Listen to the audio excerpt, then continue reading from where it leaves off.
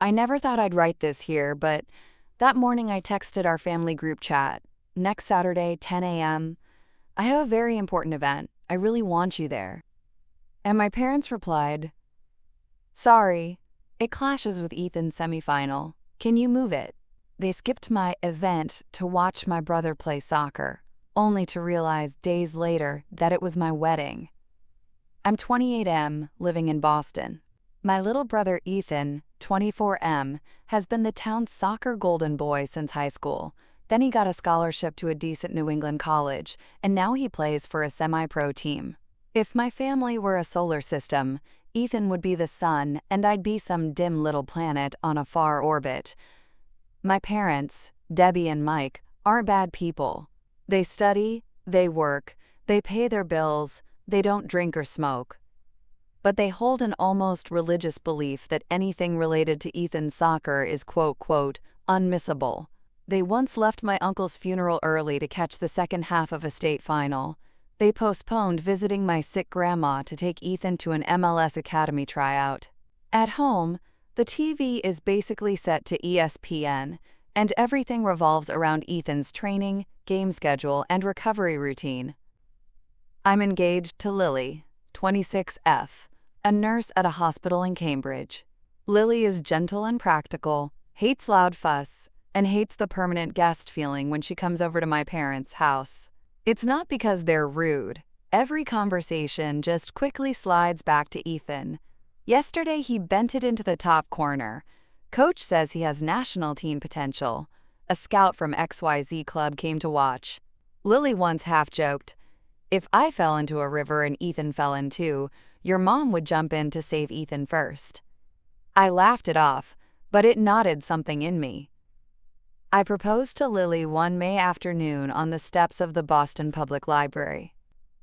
The ring wasn't expensive, but Lily cried, I cried. Then we ate subs from a food cart out front, giggling like kids who ran away from class. Our wedding plan was simple: a small ceremony at City Hall with a few close friends, then lunch at our favorite Italian place. No bridal parade, no band, no 3D backdrop. Just someone asking, "Do you?" and us saying, "We do." The problem is, I knew that wouldn't be enough for my parents. They'd say, "Our son deserves a grand wedding. Pick a date that doesn't clash with Ethan's games. We have to invite all the relatives. City Hall isn't acceptable." They'd turn our day into one massive negotiation, with Ethan still the main character. Worst of all, they'd insist we reschedule if it conflicted with a match. I told my cousin Ava, she's blunt in the best way, "If you want that day to be yours, don't leave any chance for someone to hijack it." Ava suggested I keep it vague. Send an invite without specifying it's a wedding. Just say it's an important event, with time and general location. If they care about you, they'll come. If they don't, the answer will be obvious, she said. I frowned for a week and then decided to do it. I know it wasn't ideal, kind of sneaky, but I was tired. Tired of planning our life around whether Ethan had training on Saturday, or an away game, or whether scouts would attend. Tired of trimming my own happiness to fit the family calendar. A week before the ceremony, I created a group chat. Family, important. It had me, Lily, my parents, and Ethan. I texted, "This Saturday, 10 a.m., I have a very important event in downtown Boston. I'd really love the whole family to be there. I'll send the exact address to anyone who can make it." Lily watched me type and squeezed my hand. Within 5 minutes, Ethan jumped in. That's the same time as our semifinal. Big game. 2 scouts coming. Can you move it?" My parents sent pleading emojis. Mom wrote, "Sweetie, if you could move it to the afternoon or another day, that would be amazing. Ethan is only young once. And your event, well, it can happen anytime, right?" I looked at Lily. She looked back at me, sad and angry at once. I typed, "Can't move it. It's my day." Dad replied, "Then we'll have to miss this one. Please understand." Ethan added, "I promise I'll make it up to you. After we win the final, whatever you want is on me." Lily took her phone and went into the kitchen. I heard the water run, heard her breathe in deeply. I typed one last thing. Okay, whoever can make it, let me know so I can send the address. That night I drove to my parents' place with a box of donuts. Mom greeted me with the scent of fabric softener and sports commentary blasting. On the table, a heap of brochures for a summer soccer academy. I tried to talk around it. I have a turning point coming up. Mom smiled. Whatever the turning point is, you still need dinner. And ladled me soup. In their minds, I've always been the easy, independent son, which translates to doesn't cause trouble, sorts himself out, keeps his needs small. When I left, Mom slipped a bus ticket to the stadium into my hand. In case you change your mind and want to watch your brother play.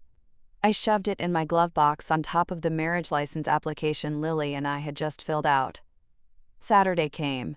Early morning, Boston had that slight, crisp chill. Lily wore a simple white dress she bought online. I tightened a navy tie. We met Ava and a few friends on the City Hall steps.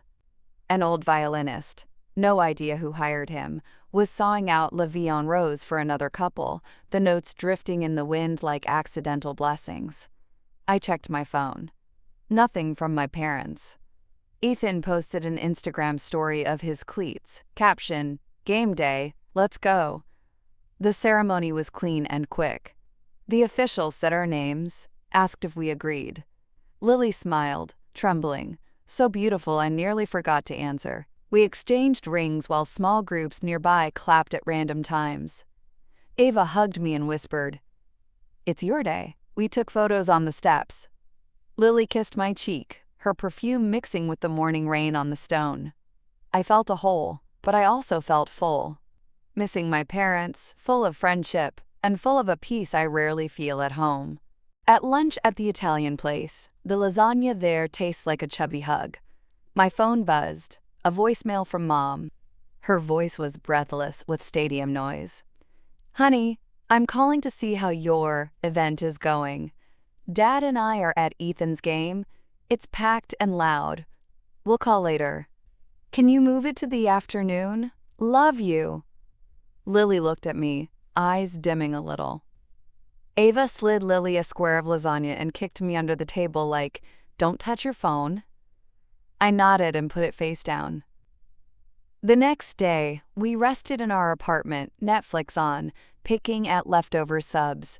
By afternoon, the family chat lit up. Ethan sent a local news link. Ethan scores a brace to send team to the final. Confetti and fire emojis. My parents hearted it, tossed virtual flowers. I typed, "Congrats. We finished our event too." Mom replied, "Great. Tell me all about it soon." I left it. Lily leaned on my shoulder and murmured, "We'll tell them, right?" I sighed. "We probably have to." Sunday night, we went to my parents'.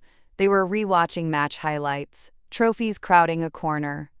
The second Mom saw us, she asked, "What was your thing yesterday?" I still feel guilty we couldn't come. I opened my bag and took out the marriage certificate. I set it on the table, right between the cookie plate and the TV remote. The room felt mute like someone cut the audio. Dad leaned back and slowly took off his glasses. Mom blinked a few times. Ethan, twisting the cap off a Gatorade, froze midair, hand suspended. "What is this?" Mom asked, voice small. "We got married," I said, "yesterday, 10 a.m. at City Hall." Mom put a hand to her chest. "Oh my God, why didn't you say it was your wedding? Why call it an event?" Dad looked at me, eyes mixing shock and anger. I heard Lily inhale. She shifted her weight from one foot to the other. Calm, but I could see a hairline crack in that calm. I said, "Because if I said wedding, you'd have made me move it. You'd say we have to wait for Ethan's schedule, invite the whole clan, do it big. I didn't want our day negotiated away." Mom's eyes reddened. "You think that little of me?" I didn't say, "I think." I thought, I know, but I swallowed it. Mom, for years everything has revolved around Ethan. I'm not mad at anyone. I'm just tired. I wanted one time where I was the center. Not in a big way, just enough for my parents to look at me and say, "Congratulations, son." I did invite you, in a way I thought you could accept without feeling pressured. You chose the game. Ethan set the bottle down, his voice oddly flat in a way I rarely hear outside a pitch. Mom, don't turn this into him being selfish. I knew he was getting married. The three of us swung to look at him.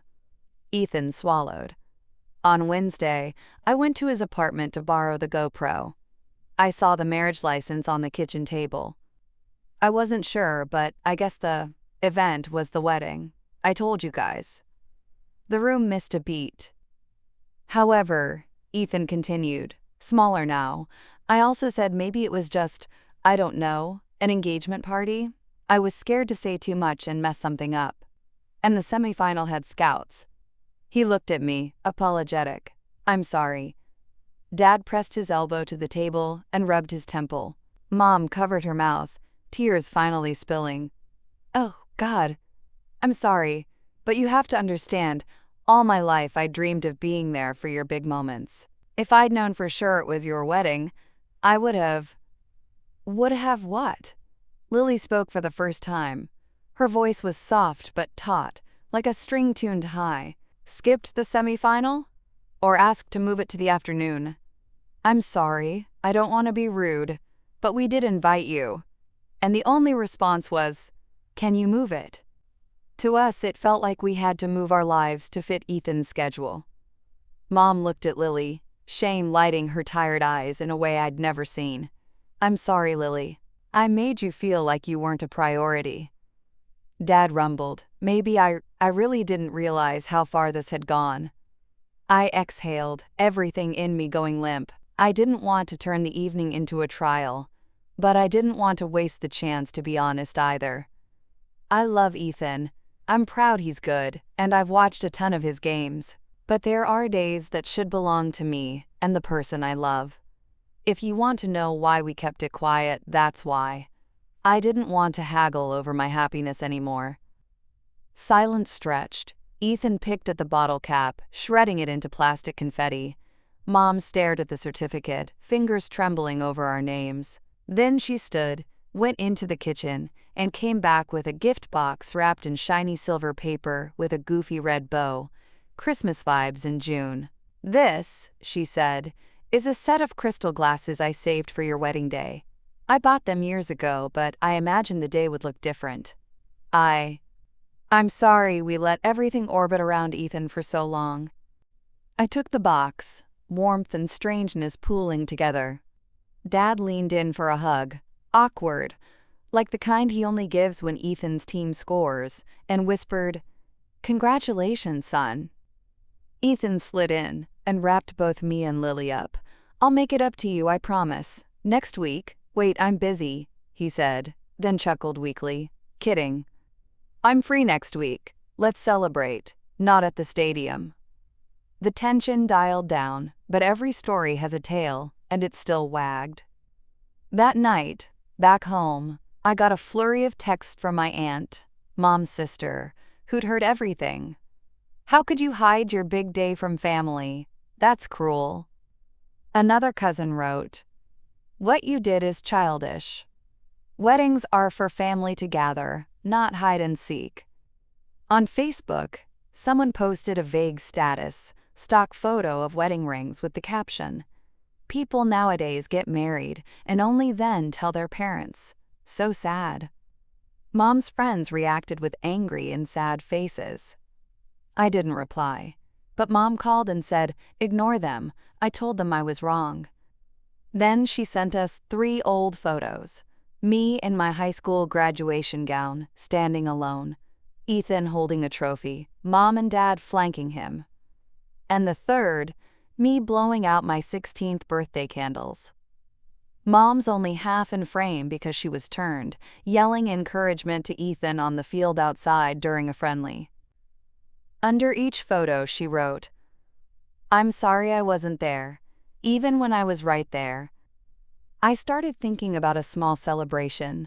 Not a second wedding, just a backyard party with string lights and a playlist that mashed Sinatra and Taylor Swift, Lily's department. But I was clear.